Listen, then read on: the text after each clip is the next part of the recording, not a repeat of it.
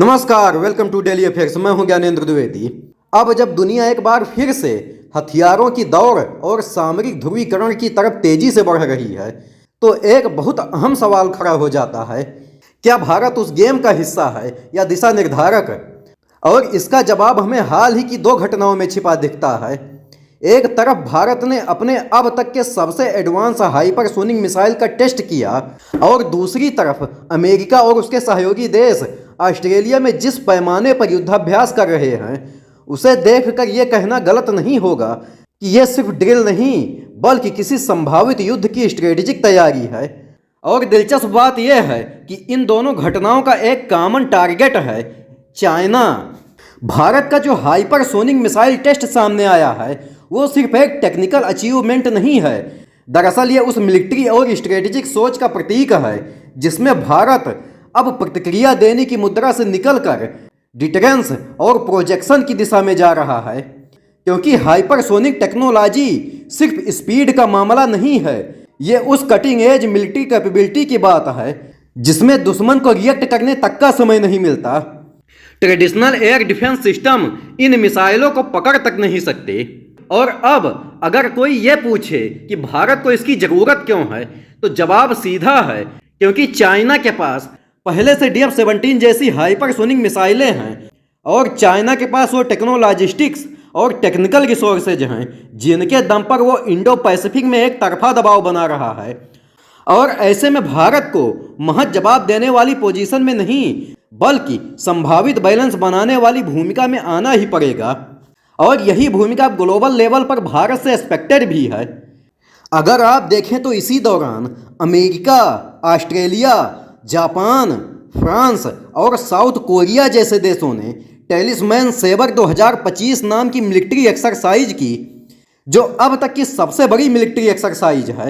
इस एक्सरसाइज में 30,000 से ज़्यादा सैनिक, हजारों ton heavy military equipment, airborne units और नेवल एसेट्स शामिल किए गए हैं। अमेरिका ने अपने 82वें एयरबोर्न डिवीजन के सैनिक को डायरेक्ट ऑस्ट्रेलिया में उतारा है, और ये वही यूनिट है जो दुनिया के किसी भी कोने में सिर्फ 18 घंटे के नोटिस पर भेजी जा सकती है। मतलब तैयारी पूरी हो चुकी है, केवल संकेत नहीं क्लियर मैसेज दिया जा रहा है।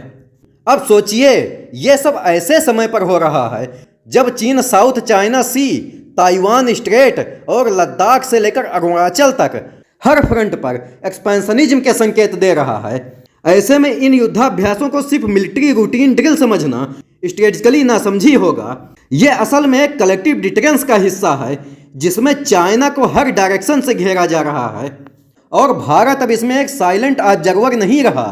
भारत को इस बार टेलिस्मैन सेबर में औपचारिक तौर पर वॉचर का स्टेटस दिया गया, और यह उस ट्रस्ट का संकेत है जो अमेरिका और उसके पार्टनर भारत के स्ट्रेटेजिक स्किल और मिलिट्री बैलेंस पर दिखा रहे हैं।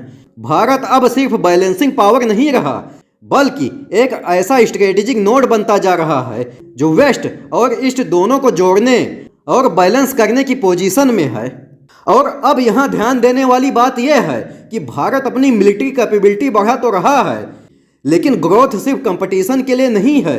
यह उस इंडिपेंडेंट और स्ट्रेटेजिक पॉलिसी का हिस्सा है जिसमें भारत किसी मिलिट्री अलायंस में आंख मूंद कर शामिल नहीं होता, लेकिन किसी भी क्राइसिस की सिचुएशन में डिसाइसिव इम्पैक्ट डाल सकता है। यही वजह है कि भारत क्वाड का हिस्सा होते हुए भी रसिया के साथ डिफेंस रिलेशन बनाए रखता है, और यही उसकी मल्टी वेक्टर फॉरेन पॉलिसी की स्ट्रेंथ है।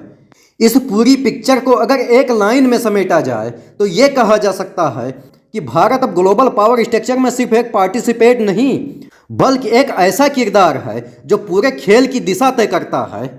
और जो लोग इस हाइपरसोनिक टेस्ट को सिर्फ एक टेक्निकल इवेंट मान रहे हैं, वो ये भूल रहे हैं कि भारत की DRDO लंबे समय से इस प्रोजेक्ट पर काम कर रही थी, और अब ये टेस्ट उस जर्नी का हिस्सा है जो भारत को चाइना और अमेरिका जैसे ताकतवर देशों में खड़ा करता है, कम से कम स्ट्रेटेजिक टेक्नोलॉजी के डोमेन में।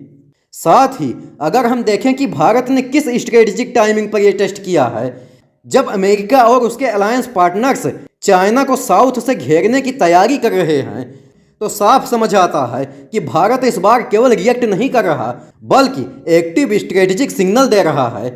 तो अब सिचुएशन ये है कि एक तरफ चाइना जिसे अब तक इंडो पैसिफिक में डिफॉल्ट पावर माना जा रहा था, वो अचानक चारों तरफ से डिटेरेंस और मिलिट्री रिस्पॉन्सेस के घेरे में आ रहा है।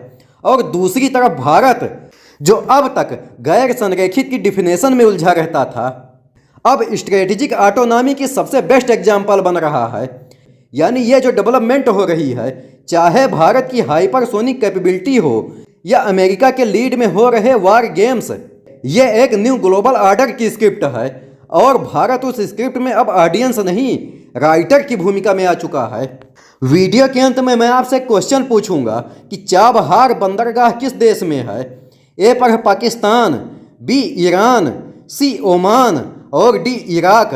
अगर आपको आंसर पता है तो कमेंट बॉक्स में ज़रूर दीजिए। और अगर वीडियो पसंद आया हो तो लाइक और सब्सक्राइब जरूर करिए। मिलते हैं अगले वीडियो में। जय हिंद।